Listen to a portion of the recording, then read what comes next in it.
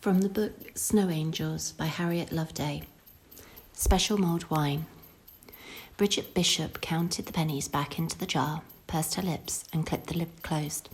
Sliding back into her favourite old chair by the fire, she set her mouth to a grim line.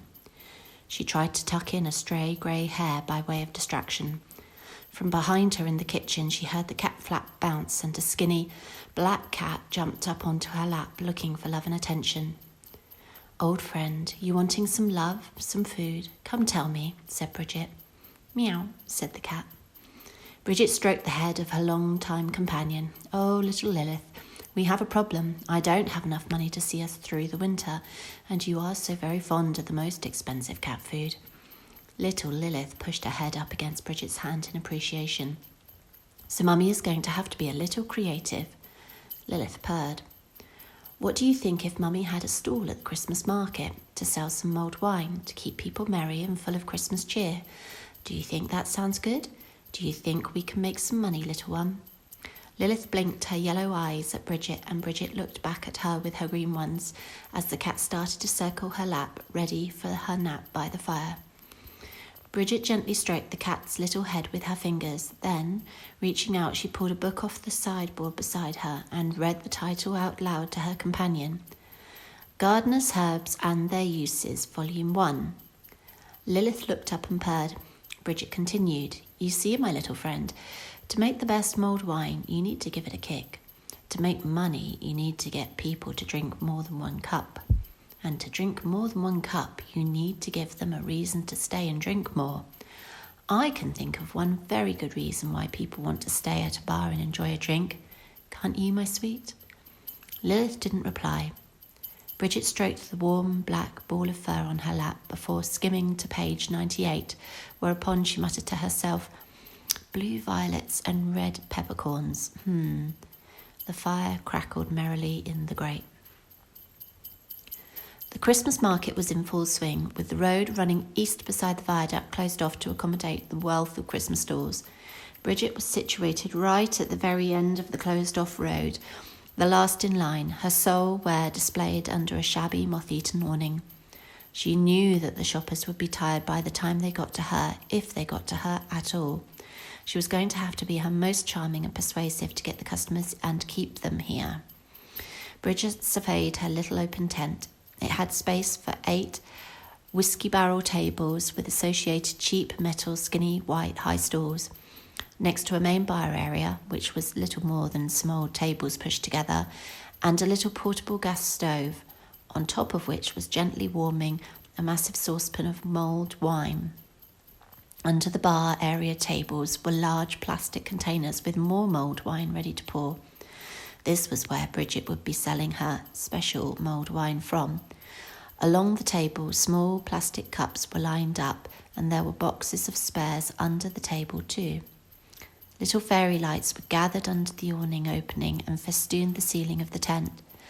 The lights twinkled against the damp, cold day. It was 10 days before Christmas. In the background of the tent sat a little radio, the volume turned up as far as it would go, making its best effort to push Christmas songs out into the tent. Some potted basil plants, for prosperity, were dotted around here and there. Bridget had bought them using a very good offer of 2 for 1 at the supermarket. Deciding to maximise her earnings, she'd bought 10. She could almost smell the coins filling her little jar already. Letting out a deep sigh, Bridget felt ready. She stirred the mulled wine in the saucepan over the dancing flames of the gas ring. Using a soup ladle, she carefully decanted the warm, spicy wine into some plastic cups and arranged them neatly on a tray. Then she wandered out under the awning with her tray of mulled wine to tempt customers in. At the other end of the Christmas market, she could see a crowd of busy shoppers clustering around a brightly lit stall of wooden tree decorations, knitted socks and stockings, and a large vat of tartiflette. Bridget shook her head. Knitting was far too much effort. The poor lady must have been knitting for months, not Bridget's style. The tartiflette did smell nice, though. Bridget sniffed the air hungrily. Not as nice as her special mulled wine, she consoled herself. If only she could get her first customer. A little way down the road, Bridget spied a sporty-looking couple with matching rain jackets. Ah, she smiled to herself, they would do. Muttering under her breath, the lady from the couple looked up and, spying Bridget's tent, pointed to her companion. Slowly, they made their way past the other stalls to Bridget's tent. "Mulled wine, my loves?" Bridget smiled warmly. "Oh, delicious," the young lady said. "How much?" "Pound a cup," Bridget neatly replied. The young man twitched, but the young lady continued to smile kindly at Bridget. "Of course, we'll take 2. Turning to her partner, she smiled. "Ken, darling." Ken reluctantly reached into his pocket, brought out 2 coins, and placed them onto the black-laced, fingerless gloved palm of Bridget. Bridget indicated to the sparse furniture inside the tent. "Do sit down, my dears, out of the draught and the cold winter air." Begrudgingly, Ken was led into the tent by his pretty companion, and he perched precariously on a thin metal chair to the beams and smiles of both women. Bridget turned her attention back to the Christmas market before her. The crowd had migrated very slightly her way. However, people were still getting stuck in clusters around the other stalls, and that wouldn't do at all. Bridget muttered under her breath and, glancing back over her shoulder, smiled innocently to the young couple inside the tent. They were halfway through their cups already and talking together in a relaxed, easy manner. Bridget turned her attention back to the crowd at the end of the street, where a few people had broken away from the main huddle and were starting to wander her way. "Gently does it, Bridget dear," she said to herself. An older man with a younger, pretty blonde lady approached Bridget and said, "Mulled wine? I haven't had mulled wine in years. How much, love?" "A pound," Bridget neatly replied. "2, please," the man answered, looking satisfied. His young friend corrected him. "1, I don't want a drink." Bridget turned to the young lady, ensconced in her faux fur hood, and said, "My special ingredient is blue violet for its anti-wrinkle properties." Winking, she added, "We all need a little lift at Christmas." The young lady shrugged and said to the man, "Okay, I'll try one, Dave." Dave happily handed over the coins to Bridget's waiting, black lace gloved hand. He guided his friend inside towards a skinny barrel table where they perched precariously on the metal stools surrounding it. Bridget pocketed the money and was soon greeted by a middle-aged couple. The lady was perhaps in her early 40s. He was nearer 50. It was hard to tell. Everyone looked young to Bridget. Bridget greeted them. "Mulled wine, my loves?" The lady giggled. "Why not? Although just 1, because it's our first date." Bridget winked warmly at them. "I'm sure this will take the edge off any date nerves you have. Do take a drink and come inside." The lady giggled. Her red curls fell fetchingly around her face as she reached out her white slim hand. Taking 2 drinks and passing one to her date, she said, "One for you, Barry. Do you mind where we sit?" Barry shook his head no and allowed himself to be dragged inside until Bridget gently held his arm. £2, she smiled and held out her black-laced gloved hand. Barry pursed his lips, fished around in his pocket and pulled out 2 coins for her. At that moment, the young sporty lady from the first couple came up to Bridget and said, "I'm so sorry to disturb you. My name is Emma. Your mulled wine is simply delicious, the best I've ever had. Could Ken and I buy another cup?" Bridget smiled at Emma warmly and nodded, saying, "Oh, you warm an old lady's heart. What a kind thing to say. Of course you can, my dear," and passed the young sporty lady another 2 cups in exchange for 2 coins. Bridget's tray was rapidly emptying, and beside her another couple had arrived, with a few more couples slowly weaving their way to her from behind this couple. Bridget smiled warmly as she said, "Mulled wine, my loves?" The couple nodded in agreement as they emptied the tray, and Bridget led them inside under the tent awning.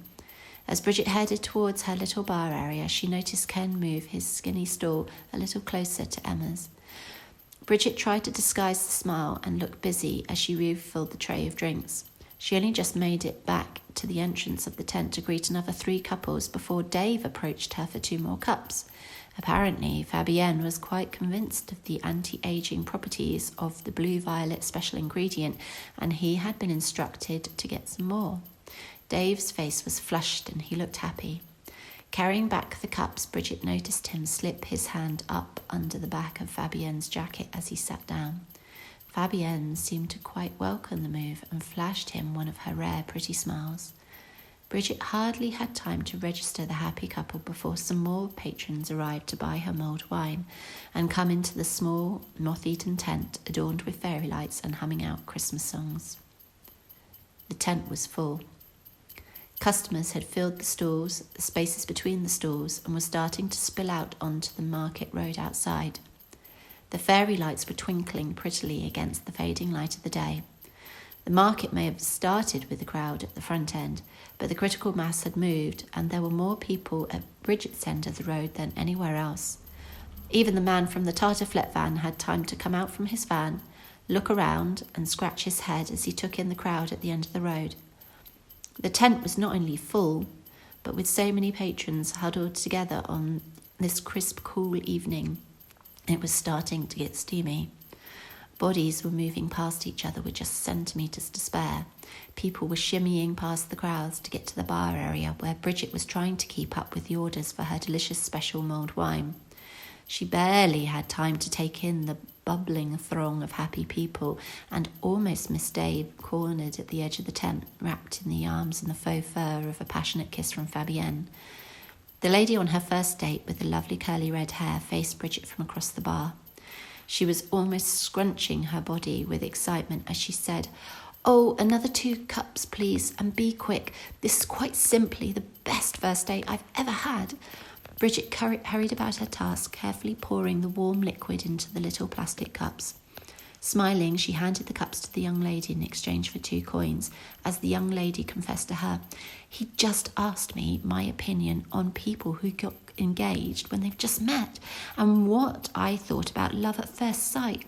I mean, have you ever heard of a guy voluntarily talking about such things?" Bridget was lost for words as the young lady raised her eyebrows at her and proclaimed, "Exactly." Excitedly spinning around, she rushed off to where Barry had kept her seat at a coveted table. 2 more men came forward to claim some drinks. Sarah Yelland, head of midwifery at the maternity unit at Stracathro Hospital, tapped the numbers into the computer and rubbed her forehead. This couldn't be right. One of the girls must have got the numbers mixed up or put them in the wrong way around. Probably Poppy. That girl was always annoying her. Poppy was Sarah Yelland's favourite scapegoat. Huffing, Sarah locked her computer, grabbed her coffee cup, and went to see if she could have a word with Poppy. Catching a colleague in the coffee room, she found that unfortunately she couldn't speak to Poppy right now as she was in the middle of delivering a baby in a water bath. How annoying. Little daffodils hit their heads against the window pane from their prison outside in the flower box on the windowsill, laughing at Sarah. Instead, Sarah turned to her next favourite scapegoat, Mary, and demanded to know where the error had come from. "No error," Mary replied. Sarah barked back, "Well, there must be. September is usually 400 births for the whole month, give or take a little. We are only in late March, and we already have 200 births registered for the weekend of the 10th of September alone. I'm sorry, but if this is a joke, then it's not a very funny one." Mary replied, "No error and not a joke." "Got another one!" Casey burst into the staff room, waving an ultrasound in the air. Sarah whipped around to face the staff room door, and Casey quickly composed herself. Sarah narrowed her eyes and said suspiciously, "Another one what?" Casey swallowed hard. Another due date for early September? Looks like the date of the 9th, give or take a few days." "Is this some kind of trick?" Sarah snapped. Casey indicated to the corridor behind her. "They're just in the corridor behind me. See for yourself." Sarah yanked back the door and poked her head out suspiciously. There she saw a couple, a lady with curly red hair and a man beside her who was carefully guiding the lady with his arm around the back of her waist out of the maternity unit. The couple walked slowly, gazing at the small black and white ultrasound picture in the lady's hands. Another 3 couples were waiting by reception. They'd run out of chairs, so the men had to stand, looking awkward. Sarah firmly shut the door and turned back to her midwives, whose smiles hastily fell from their faces. This was turning out to be a very bad day. In one of the little villages, about 10 miles past the outskirts of the city, Bridget admired her new camper van. Holding Lilith in her arms and circling it, she said, "Well, my dear, are you ready for an adventure? We are going to have a little holiday south, around some woodlands. We're going to pick some blue violets. What do you think about that, my little sweet?" Lilith nuzzled her head up under her owner's chin and purred happily. Quite frankly, Lilith had never eaten so well as the last few months. Bridget could take her anywhere she wanted, as long as she kept supplying her with such delicious food. Really, hunting was such a bore. Lilith happily nuzzled her owner again. Bridget lit the fire and sat down heavily in her favourite comfy chair. The last of the September warmth was leaving, and soon the cold winter winds would be on their way. It was so lovely to have the fire blazing away, warming her toes. Straightening out the newspaper on her lap, Bridget read aloud to her cat. Bumper year for a baby boom. Stracathro Hospital has successfully survived a mini baby boom with a record 912 babies in the month of September, 450 of which were born over the weekend of the 10th of September. Extra midwives from the surrounding area and specialist cross-trained nurses from other disciplines had to be deployed in what is being described as a mini baby boom for the area. Head midwife Sarah Yelland gave a statement yesterday saying, Bridget put the paper down and looked down at the fireside mat where Lilith was curled up by her feet.